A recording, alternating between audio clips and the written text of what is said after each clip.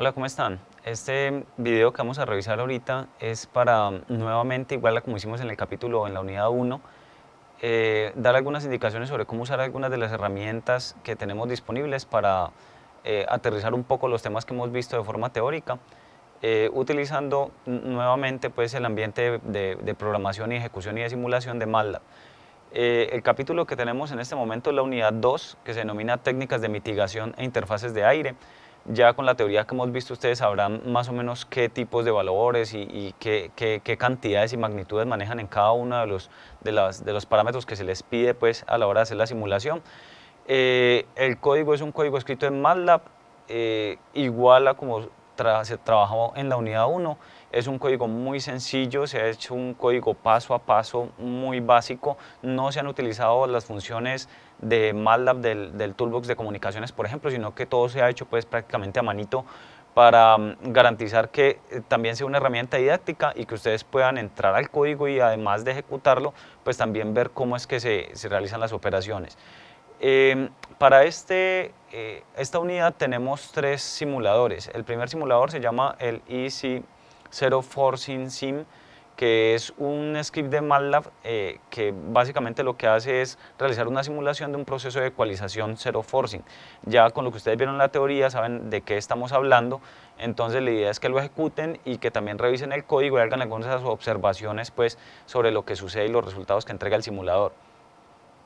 El segundo simulador es de técnicas de ensanchamiento de espectro.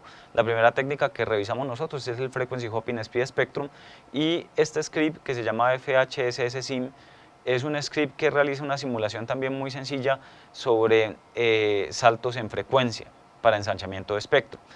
Solicita algunos parámetros que ya vamos a ver, y una vez ustedes introducen esos parámetros, pues entonces él hace una simulación de acuerdo a lo que se haya introducido. La idea es que nuevamente ustedes revisen el código internamente para ver cómo es que está funcionando y qué es lo que está haciendo ahí, que eso les ayuda a aterrizar la teoría, y adicionalmente que también analicen un poco los resultados que obtienen con diferentes parámetros de entrada pues, que ustedes le dan.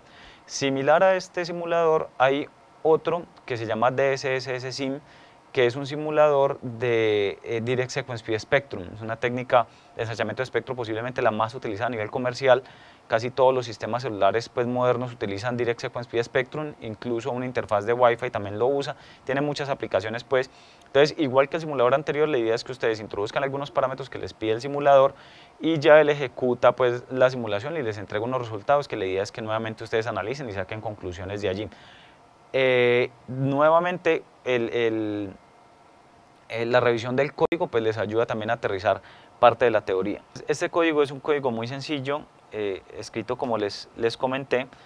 Recuerden que el proceso de ecualización es un proceso que se realiza para mitigar efectos del canal selectivo en frecuencia. Entonces lo que hace el simulador es generar un canal selectivo en frecuencia y aplicar esa respuesta en frecuencia del canal a una señal que nosotros vamos a transmitir a través de él. De esas señales que nos pide ciertos parámetros que los vamos a revisar ya. Entonces lo ejecutamos acá. Él nos da algunas indicaciones allí y ya empieza a pedir parámetros. Por ejemplo, hay una tasa de transmisión binaria, nos pide, recuerden siempre tener en cuenta las unidades en las que se introducen los valores para que los resultados pues estén acordes con lo que ustedes esperan. La tasa de transmisión binaria puede ser cualquiera, por ejemplo 10 kilobits por segundo, que es una tasa de transmisión específica pues. Y ya lo que él genera son una serie de curvas, que son estas figuras que nosotros tenemos aquí. La primera figurita es estas curvas que están acá. Lo que nos muestran las curvas es la señal en el dominio del tiempo, que es la forma de onda de la señal que nosotros vamos a transmitir, que es un tren binario. Y luego nos muestra este espectro que está acá abajo, que es un espectro de tipo discreto, pues porque nosotros utilizamos una transformada de Fourier aquí que aplica un algoritmo discreto, pero es el espectro de la señal que nosotros tenemos arriba, es el espectro de la señal que vamos a transmitir. Lo que está en rojo es la respuesta en frecuencia del canal. Miren que esa respuesta en frecuencia del canal es bastante selectiva en frecuencia, no es una respuesta plana. Esto es lo que nosotros tenemos de entrada. La segunda figura que saca el simulador es esta figurita que tenemos acá. En ella lo que observamos es la señal del ecualizador ya ajustada a la respuesta en frecuencia del canal, que es esta roja. Entonces esa sería la respuesta en frecuencia del ecualizador para compensar los efectos del canal. Esta azul que nosotros vemos acá es la señal, el espectro de la señal, pero perdón, sí, es el espectro de la señal, pero ya después de pasar por el canal que ha sido distorsionada. Y esa señal distorsionada, pues en el dominio del tiempo ya no se ven los pulsitos cuadraditos como los veíamos nosotros inicialmente, sino que lo que vemos es esta señal pues en el dominio del tiempo bastante distorsionada. Recuerden que lo que genera la selectividad en frecuencia es distorsión tanto en el dominio del tiempo pues obviamente como en el dominio de la frecuencia. Esta es una visión más cercana pues de cómo son esas señales, esos espectros. Y finalmente lo que hacemos es aplicar la función del ecualizador a esta misma señal, ¿cierto? Para compensar los efectos del mismo, y lo que obtenemos es algo más o menos como esto que se muestra en la figura 3. Lo que se muestra en la figura 3 es la respuesta en frecuencia del canal ya compensado, es decir, a la salida del ecualizador. Miren que es una respuesta prácticamente plana, que es esta que tenemos acá arriba nosotros como en fucsia, y esta es la señal y el espectro de la señal ya recuperada, ya con los efectos compensados del canal. Obviamente en el dominio del tiempo pues vamos a obtener nuevamente el tren de bits, el tren de pulsos que teníamos inicialmente. Entonces la idea es que ustedes pues jueguen con distintos parámetros de entrada, con distintas velocidades de transmisión, etcétera, etcétera, para que vean diferentes efectos pues según la respuesta en frecuencia del canal. Y ya dependiendo de eso, entonces ya ustedes hacen el análisis y sacan sus propias conclusiones del proceso de ecualización. El segundo script que mencionamos es el de frequency hopping, es el script para hacer la simulación de frequency hopping speed spectrum. Recuerden que la idea del frequency hopping speed spectrum es que un usuario utiliza un ancho de banda relativamente pequeño para transmitir, pero se tienen una gran cantidad de canales. Esos canales se utilizan para que el usuario cada cierto periodo de tiempo, que lo llamamos el periodo de salto, brinque de un canal a otro, y eso lo hace de forma más o menos aleatoria. El código para el Frequency Hopping Speed Spectrum es este que está aquí, e igual él les va a pedir unos parámetros de entrada, dependiendo de la versión del simulador, pues entonces les va a pedir unos u otros parámetros, pero pues ya ustedes con la revisión de la teoría pueden saber exactamente qué valores le dan a cada uno de esos parámetros, pues que sean razonables. Entonces ejecutamos, nuevamente nos da algunas indicaciones, nos pregunta primero el límite inferior de la banda. Por ejemplo, una banda típica es la banda de 2400 MHz, que es la banda de 2,4 gigas, y supongamos que vamos desde esa banda hasta la banda de 2465, por ejemplo, 2464 megahertz. Listo.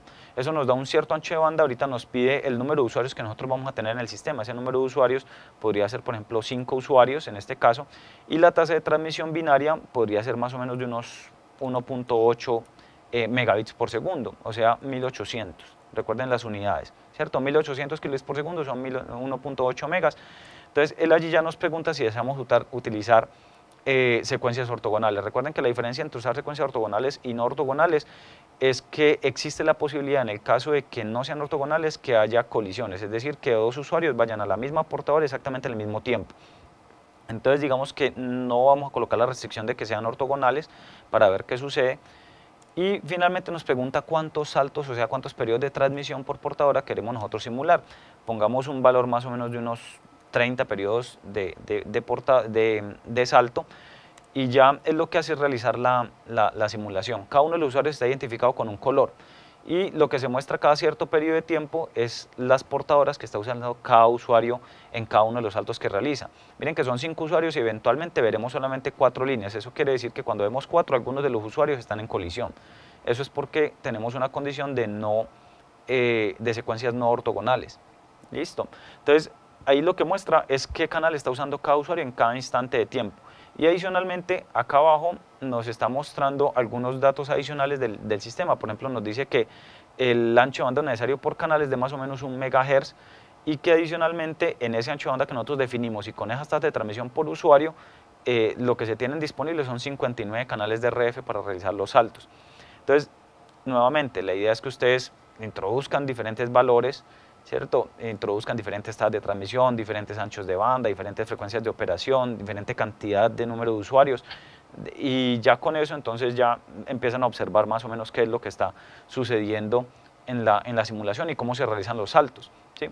Van a ver que hay ciertas restricciones. Por ejemplo, si nosotros hacemos una simulación, ejecutamos nuevamente, por ejemplo, y hicimos que el límite inferior de la banda, por ejemplo, son 100 MHz y el límite superior son, por ejemplo, 105, pongamos 110 MHz. Eso nos da un ancho de banda muy pequeñito. Pongámoslo a transmitir a la misma velocidad, por ejemplo, 1500 kHz. al número de usuarios, pongamos 5, y la transmisión binaria son 1500 kHz, o sea, 1.5 megabits por segundo.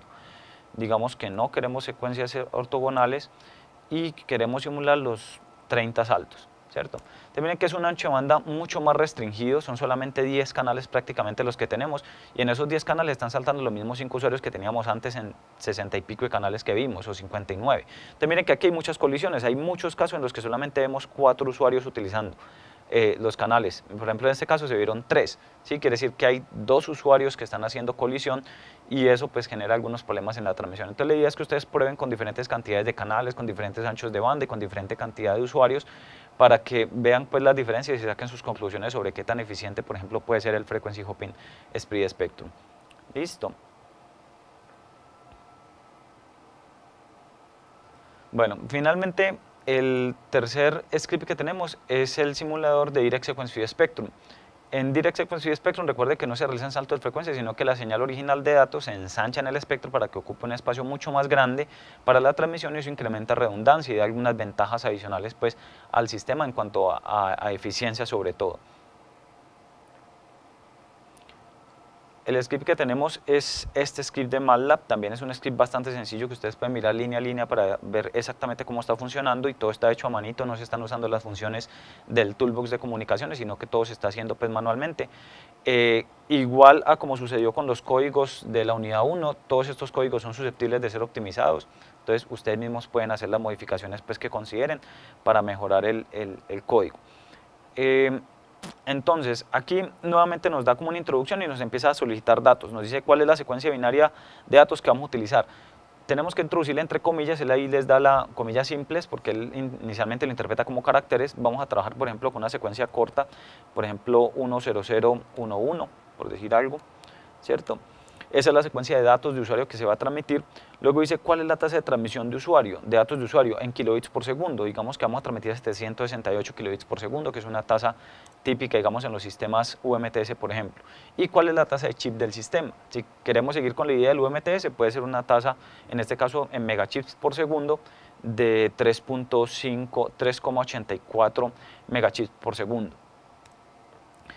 Ahorita nos pide escoger cuál es el sprint factor de la secuencia que nosotros vamos a utilizar para el ensanchamiento. Escojamos un sprint factor de 8, y de esas secuencias, entonces, es lo que nos muestra es inicialmente las señales en el dominio del tiempo, que es esta figura que nosotros vemos aquí, ¿cierto? Después de hacer la simulación, entonces él nos dice, vea, la secuencia que usted transmitió fue este 1, 0, 0, 1, 1, ahí están los 5 bits que decidimos nosotros que vamos a transmitir. Esta es la secuencia que se utilizó. El software, el programa, aleatoriamente escoge una de las 8 secuencias sprint factor 8 que decimos nosotros que íbamos a utilizar. Él nos pide cuál es el sprint factor de la secuencia, pero no nos pide cuál es la secuencia que se va a utilizar. Una vez nosotros le decimos el sprint factor, él inmediatamente selecciona una de las secuencias posibles que cumplen con ese sprint factor. Entonces, la secuencia sprint factor que se seleccionó en este caso es esta que nosotros vemos acá, que es la secuencia 100110001, ¿cierto? Es una secuencia de longitud 8, y aquí está graficadita la secuencia, ¿cierto? Obviamente para la misma duración pues, de los datos de usuario. Y luego viene la operación de las dos, que eso es lo que hace Direct Sequence Feed Spectrum, es operar directamente la señal de datos de usuario con la secuencia de ensanchamiento, y obtenemos la secuencia verde que está acá. Esta señal que está aquí es la que ya se utiliza para transmisión, es la que ya se pasa finalmente al modulador, y el modulador es el que hace la transmisión vía radio.